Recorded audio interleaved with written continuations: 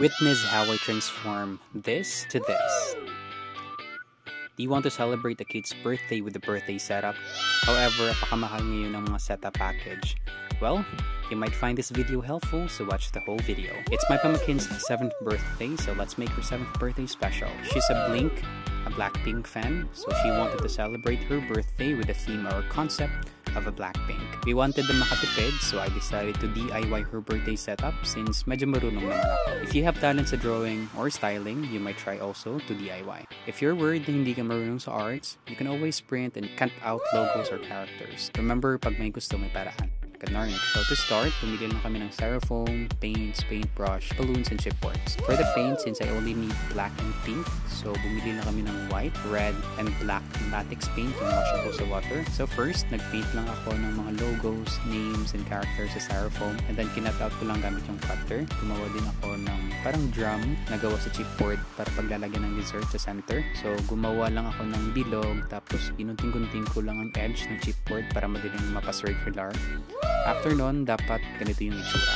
Parang drum, so pinturahan lang tapos larga na. Swerte ngayon ng mga pamangkin ko kasi na-experience na nilang mga ganito sa mga birthdays nila. Unlike dati na walang-wala talaga. Kung makaluwag-luwag, tsaka na makapaghanda ng pansit, tinapay, tsaka soft drinks, bonus na kung may cake, pero mostly wala talaga. Simpleng salo-salo lang okay na. Pero ngayon, thankful kasi kahit pa paano ma-experience na ng mga pamangkin ko ang magkaganito. Bonus pa nila na may dito silang marunong mag-setup. So nakatipid. Pero ayun nga, after ng zero cutout, nag-setup kami ng backdrop. So plywood lang yan na ginawa ng paana para makatayo. Tapos gumamit lang ako ng pink and black na tela kasi nga black pink, so wala nga naman green. So dinikit ko na yung cutouts gamit yung Sibiciano. After madikit, gumawa na ako ng balloon pillar. So sa balloon pillar, dapat same size lahat ng balloons. Then alternate lang ang color para magkaroon ng pattern. Kung gusto mo plain, bahala ka, buhay mo yan. So pwede ka gumamit ng pillar stand. So mabibili ito sa Shopee, kayo na maghanap, hindi naman ito sponsored. Pero kung walang stand, pwede ka rin makagawa gamit ang tali na ribbon, if you're familiar with that. Parang tali lang siya pero ribbon, tsaka yung maliit lang. Tapos lagyan nyo ng pabigat sa ilalim. So ilagay nyo sarili nyo, pabigat rin naman kayo. So after pillar, gumawa rin ako ng balloon pillar rin para ilagay sa harapan ng drum. So drum na ginawa ko. And per this time,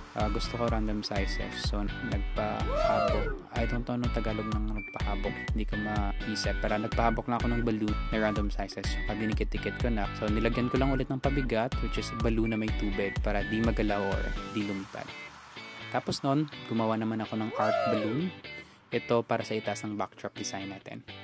So gusto ko rin random sizes kasi parang cute tignan. And also, para in case na may pumutok, hindi masyado makita or hindi obvious. So, nagpahabok lang ako ulit ng balloons, then tinali lang at nilagay sa itaas.